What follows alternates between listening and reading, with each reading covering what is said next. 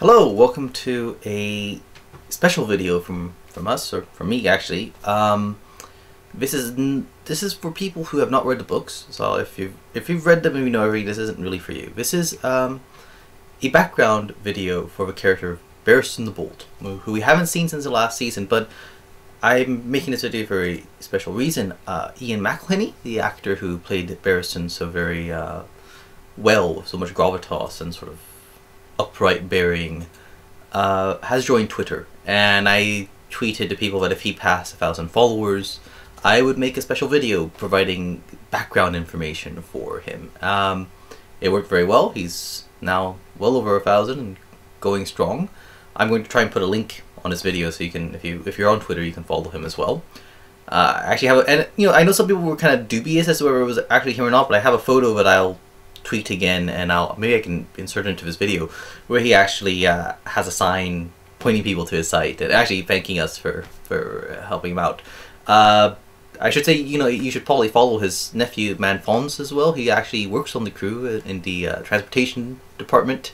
Occasionally shoots photos of the paint hall studio and the new studio. I mean, nothing too amazing, but it was thanks to him that Ian's on Twitter now. So in any case, let's provide some background on the man who is the most legendary knight in the Seven Kingdoms. He may not be the greatest knight at present.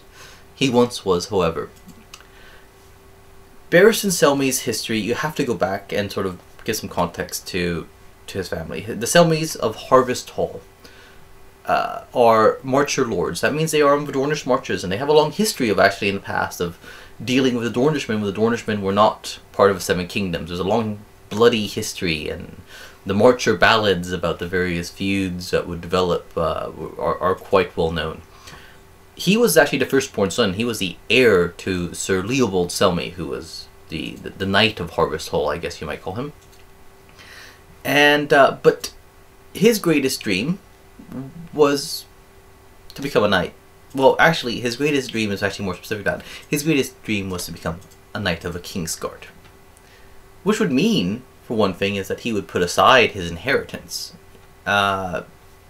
his future betrothal, and a hope of children to serve. That's what he wanted most in life.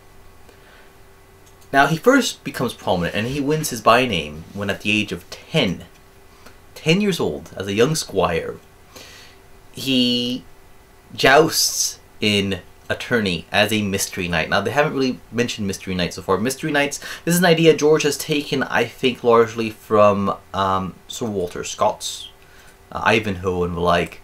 The idea that a knight would come in incognito. Well, Barristan, so eager to joust, cobbles together a suit of armor, bits and pieces of squire's equipment, of his equipment, and jumps into a jousting as and everyone, I think the idea is everyone knows who he is. Everyone, this is ridiculous. People are saying, get the boy off of there, but there was a special guest at this tournament at Blackhaven, which is the seat of House Dondarrion, who you'll be hearing more about next season. Prince Duncan Targaryen, the heir to the Iron Throne, the son of King Aegon the Fifth, who some call the Fortunate, other calls the Lucky. He is yeah. If you read the Dunk and Egg stories, you'll start getting some pieces. But so Duncan is there, and he is also called Duncan the Small because at the same time the Lord Commander of the Kingsguard at the time is the famous Sir Duncan the Tall, Dunk of the Dunk and Egg stories. And Duncan says, no, I'll joust him. And of course he defeats the boy. And he dubs Barristan, bold for having done what he did. And treating him as he would have treated any other knight. And the name kind of stuck, Barristan the Bold. I think some people put it as with a shake of her head, that the boy who was so foolish to do something like that. It clearly made a mark on him, however, because at the age of 16, he's a squire, and now he's old enough that he can really ride in these tourneys. And he goes to the, presumably with his master, he's serving a knight of House Swan. He goes to King's Landing for the winter tourney. We don't know exactly what year. Well, yes, we do. He was 16 at the time. He's 61 now, so we're talking 45 years ago, somewhere around the year 254, something like that. And he jousts in that tourney, the winter tourney. And he defeats both Prince Duncan the Small and the famed Sir Duncan the Tall, and wins that tournament at the age of 16. Presumably, it's when a royal tourney is thrown, it's a big event, and many of the great knights of the realm turn out for it, and he wins it. And of course, Aegon V knights him. There is pretty much no greater honor than to be knighted by the king. George has compared knighthood a bit to where you get a diploma from in university. Getting your knighthood from some hedge knight is kind of like, he says, you know, a community college degree. And getting knighted by a famed knight or by the king, especially the king, is kind of like graduating with, you know, at top of a class at Harvard. It's a huge honor. After that, we can presume as a young knight he's traveling around in tourneys, but when we next hear of him, it is perhaps the most famous event of his career.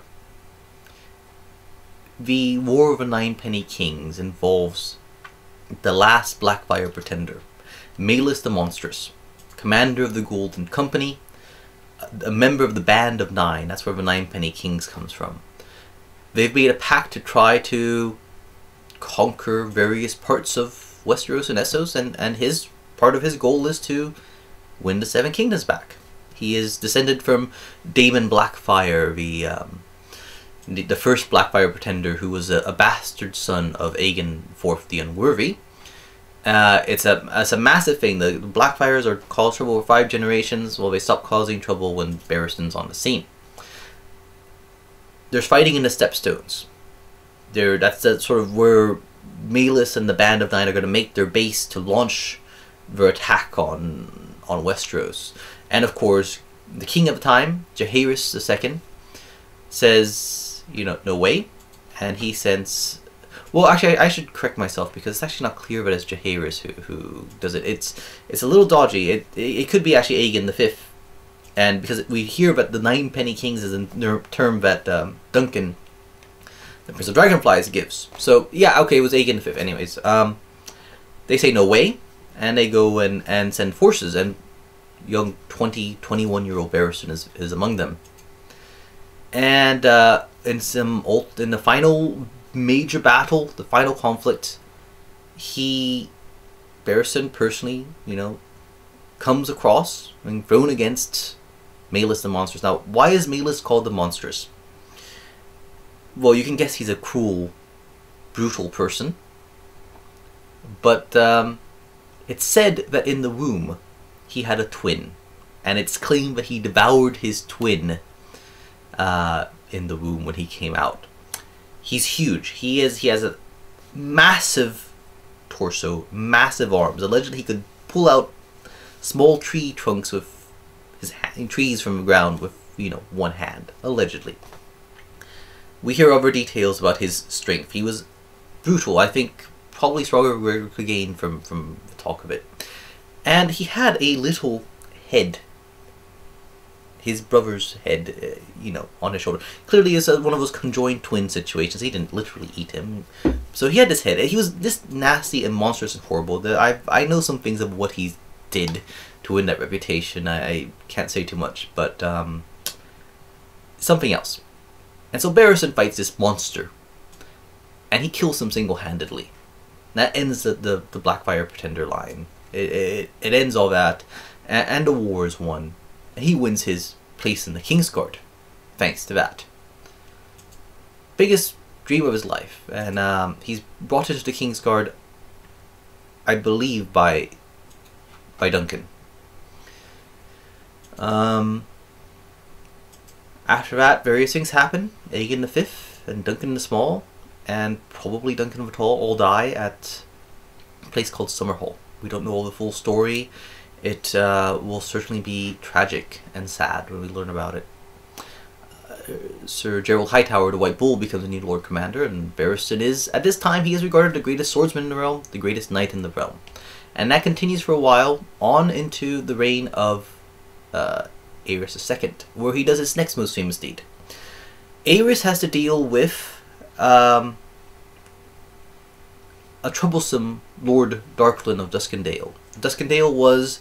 The Darklands were petty kings back in the Age of Heroes, and they were somewhat autonomous, and for a long time Duskendale was actually one of the great ports of call on the east coast of Westeros. It was a good town, a strong old town, but Lord Darkland married a woman from, I believe it was Lys, or perhaps Mere, as blanking. The Lace Serpent is what she's later recalled as. And she convinced him, apparently, that Duskendale deserved more rights. It needed a charter. That George is also obviously drawing on medieval history here, where towns and cities would receive charters granting them almost sort of autonomy and more rights and to kind of rule themselves. And unfortunately, as Lord Darkland decided to attempt to win this when he invited Aerys over to Duskendale, and he seized him. The Knight of Kingsguard, Sir Gawain Gaunt, was killed in the process, and Aerys was seized and held prisoner until his demands were met, essentially. Obviously, you can see how short-sighted this is, because Aerys' hand of the king at the time was Tywin Lannister, and Tywin Lannister doesn't react well to threats. He brings a huge army out to siege the walls, and he's essentially saying, you know what? It would dishonor the king to bargain with you, to treat with you. You release him, or I will destroy the town. I will raze it. I will slaughter everyone in it. The king might die. Well, the king has an heir. Barristan convinces him, said, okay, well, before I'm going to sneak into the town in disguise, and I will bring out Aerys. You can imagine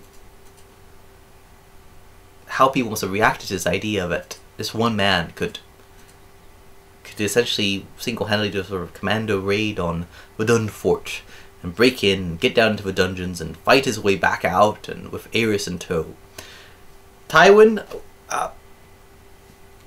guess pragmatically didn't see the harm, and perhaps recognizing, Barristan's an honorable man, the most honored knight in the Seven Kingdoms right now.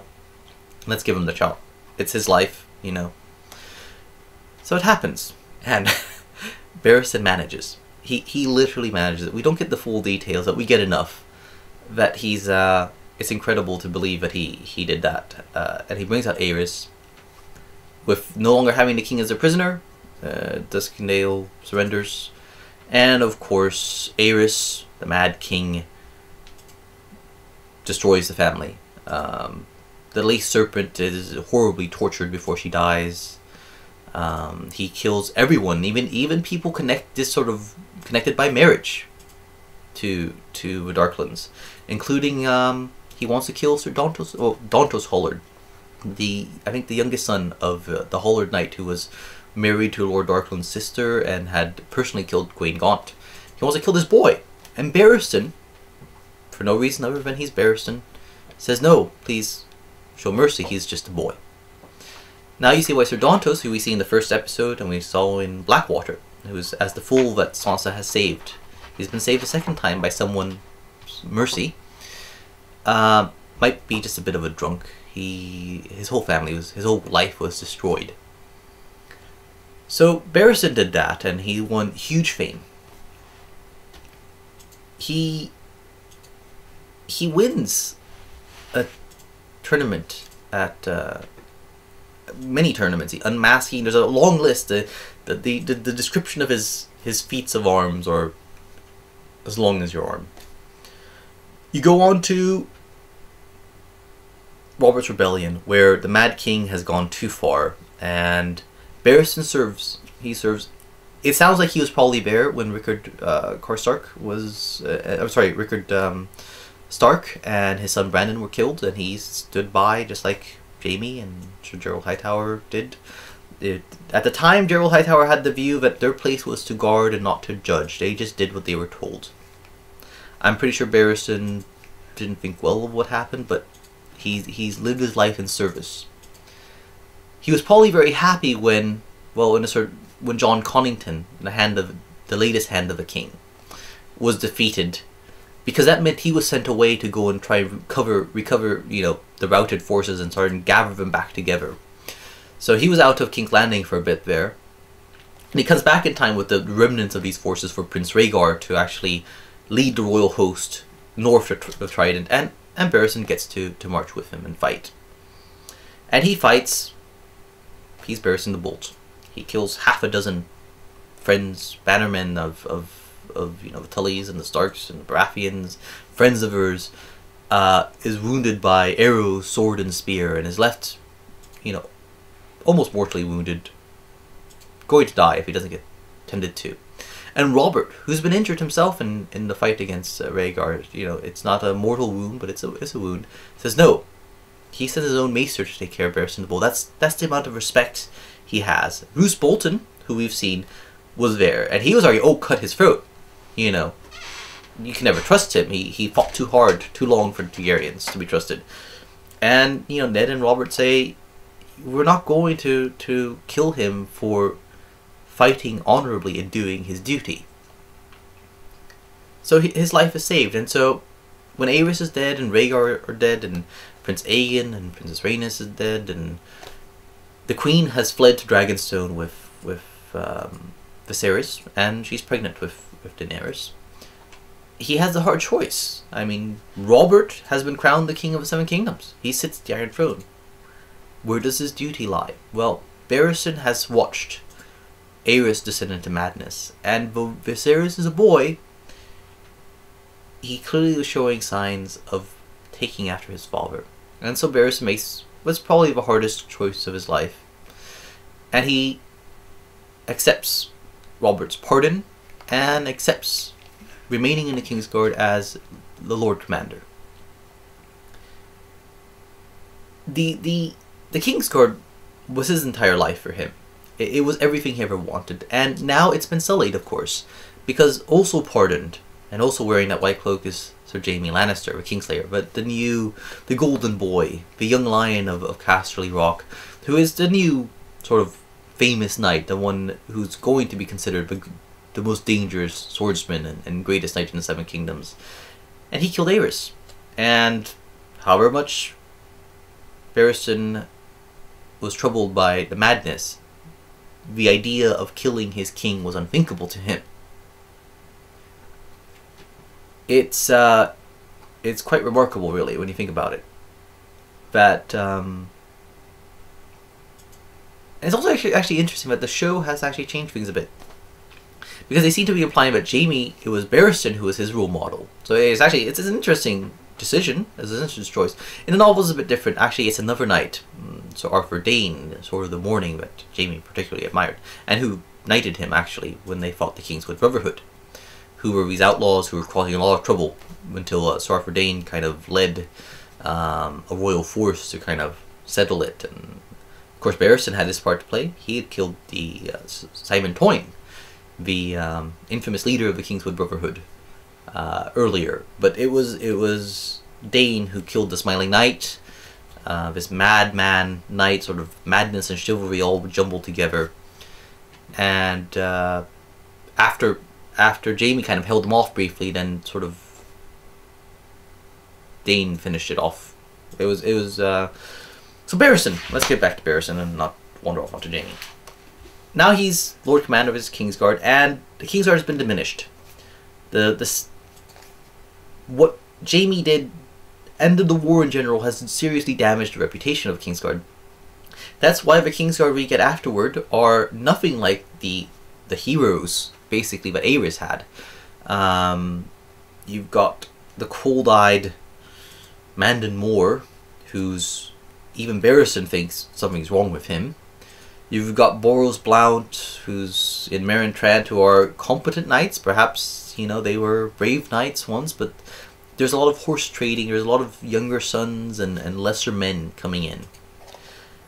But Barristan struggles on, sort of, and I think probably part of it, the generation of the Kingsguard is probably his fault, actually, because I think he lost his heart a bit. He didn't try to enforce the rigid standards. So you have men who become bribed essentially by Cersei. Meryn Trant and Boros Bernard are basically her creatures, and he just turns a blind eye. He can't be bothered with it anymore. He's sort of deflated a bit. Still, he's one of the great knights in the Seven Kingdoms. At the age of 57, 4 years before the series, he was in another tournament at King's Landing. It's clear now after this point, he's starting to lose a step. He's not quite what he was, and yet he is still, when he tells his former brothers in arms that he could cut through them like a hot knife through butter, that is, he's not, it might be a little bit of a hyperbole, but probably if they tried to stop him and fight him, one or two of them would probably have died before they took him down. There's one more piece of the story that I'm going to reveal here, but it's actually from Dance with Dragons, but it's relevant to the first season. What happens? We don't actually see what happens when Barristan leaves. In the book, he actually throws his sword down and suggests, boy, maybe Stannis or Renly will melt it down and add it to the Iron Throne when they come and take the city. It's a bit of a hot-headed, angry remark. And Joffrey sends men after him, and Janos tries to take care of it. Some gold cloaks try to grab him, waving their swords around, and they seem to think that an unarmed Barristan is going to be cowed by some guys who are armed. No, he fights, steals a dagger, kills one, wounds another. I think he kind of wounds Sir Janos, Lord Janos, I should say, as well. Makes off, takes a horse. They try to stop him at the gates. Grabs a spear from someone who's waving it at him and kills another man and storms off. Barristan the Bold. 61 years old, and he can do that. He can beat men 40 years his junior. And then he does what's probably one of the craziest things he's ever done in his life. He sells his horse. He buys a hood and cloak and a staff, and he comes back into the city as a wanderer, a traveler on the road. He's there, actually. I'm not sure if they knew this when they were filming the first season. If they had, I think they probably would have done it. He's there when Eddard is executed. He's in the crowd. It would have been lovely if you had just a glimpse of a hooded man, and you catch his face for a second, you realize he's there, back in there. Why did he go back? Well, someone suggested to him that he should take a ship and go somewhere else. In the second book, everyone's kind of wondering where he is. Renly has... When Brienne asked for a place in his Kingsguard, his Rainbow Guard is actually what Renly calls it, there was a seventh place waiting. He was going to have exactly the same as Kingsguard, 7 men, to match the 7 stripes of the rainbow being an image, a symbol of the faith. I know people want to say, but George was giving away that Renly's gay because the rainbow flag. No, George is very clear, even from a Game of Thrones, he decided fought 7 sides, 7 gods, 7 7-sided churches, this crystals showing the rainbow of light. You know, the rainbow pool where they found a woman's head floating before her hands turning. It's just a symbol of the faith, and obviously Renly likes it because it's very colorful, but at the same time it's basically just taking the same idea of the Kingsguard, the purity of the whiteness, and giving it a more religious spin that is also flamboyant. In any case, he was waiting for Barristan to show up. He was hoping to name Barristan to his Kingsguard. Never did. People say, well, he'll be somewhere. They wonder if he went to Robb, perhaps, because he's a man who needs a king to serve. He doesn't show up at all in the Clash of Kings. Where is he going to show up? Well, we'll see, because we will be seeing him. We will be seeing him next season.